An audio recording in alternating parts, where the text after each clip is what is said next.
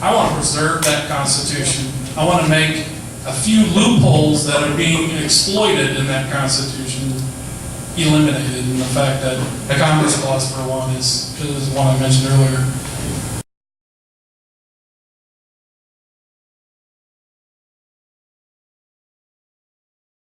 Just like every other thing and every other fight that we have in front of us, all those fights that he mentioned are all worthy of our time, including this one.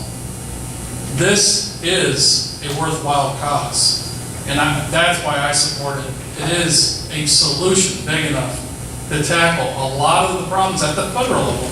Again, it doesn't tackle much at the state level, except for getting people to understand and recognize who their state representatives and state senators are, because all of a sudden, in this process, the states have a lot more power.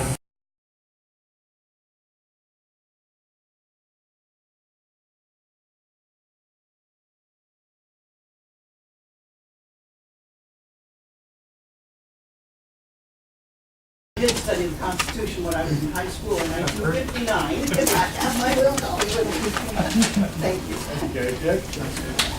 What is to keep the president, who has been ignoring our present Constitution, Yes. from ignoring this one? It's a very good question because, Senator Roberts addressed what the president talked about today. I mean, we've got a lot of those presidents out there right now threatening to use his pen and a telephone to subvert Congress. So what's going to stop him from ignoring new amendments? It's a problem that we're going to face no matter if we go down our road or not. We need to deal with that. We definitely do. It's the rule of law, and he's subject to the rule of law just like anybody else. We need to hold him accountable. Convention of the State isn't going to hold him accountable. That's the people need to definitely do that.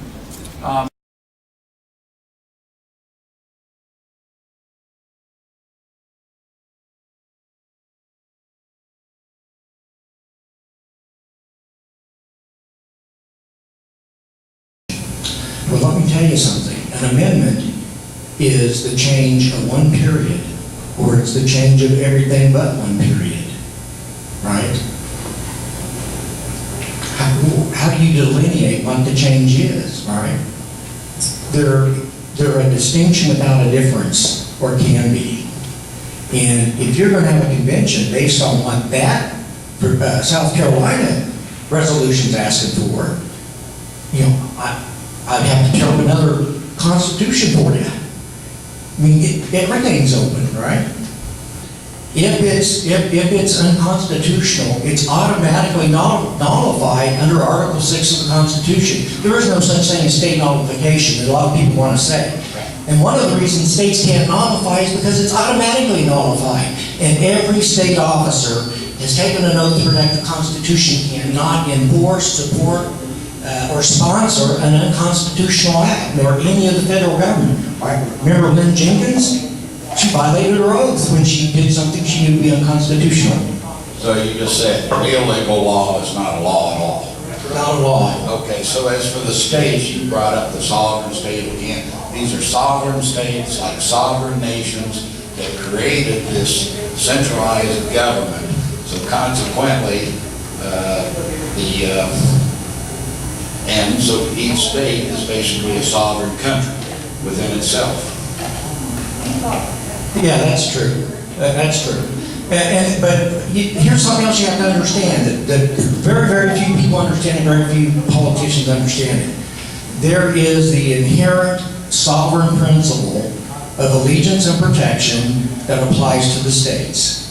And what that says is, in exchange for your allegiance, right, your loyalty, they are going to protect you. And that means if anybody attempts to infringe upon your rights, they have to intervene or interpose. The federal government? The state governments. And that includes against the federal government, and they're not doing it. And in fact, when they take money for education, it's unconstitutional. And it's unconstitutional not only for the feds, it's unconstitutional for the state to accept money that the feds have no authority to give. Right. Same way the state government should be defending the citizens of this state. Absolutely. The fundamental problem that we have is, under the constitutional framework, is that the states aren't doing their job. And they're not doing their job because we're not doing our job. Right, because we're the ultimate managers and ultimately responsible. Absolutely, absolutely. One last thing is the fact is for this Fifth Amendment Convention, to me, this is just another deal for that we're going to use up the next 20 years, which I will be here, trying to get people that we just need a bigger mob. You know, where in fact, the individuals, the mob within themselves, and my solution to it is, we don't need a new constitution or amendment to the Constitution. We need to enforce the Constitution we have right now. Amen, brother. You know, the other thing that they don't address is the fact that, you know, that they don't act like the socialists and the progressives and the abortionists and the anti-gun people are going to show up to this dance. Does anybody here think that they're not going to show up to this dance? They're going to be there. They're kind of play the music. Why don't you just cut to the chase? The whole bottom is, as you alluded to several of you, is your oath of office. Yeah. That's the whole problem. They're not following their oath of Who's office. going to defend that? We are. How? Stop rubber stamping incumbents. What I suggest is that we as citizens gang up on those guys, and we force them to pass an initiative and a referendum so we can back down laws when they're trying to do, you know, goofy stuff, and we can have our own laws when they don't have the courage to do it. And we have a recall, just like they did in Colorado. We pull them out of office. When Governor Brownback is telling us that Obamacare is unconstitutional, he's going to protect us from it, and then he goes and signs an agreement with the federal government that says he's going to implement Obamacare, and we have Obamacare in Kansas now, thanks to the governor, we should recall his butt. But see, that's the other problem. Some people say, well, it's a lesser of two evils. You can't have a Democrat in there. If you vote for the lesser of two evils, if you support the lesser of two evils, it's evil, and you're going to end up with evil. And what do we have now? We've got evil up to our ears. I mean, this is what it's all about. We're talking about an Article 5 convention. Let me just say this. God gave Moses the 10 Commandments, and people don't follow them. And if God would give America a new, perfect constitution, there's no guarantee that anybody would follow it.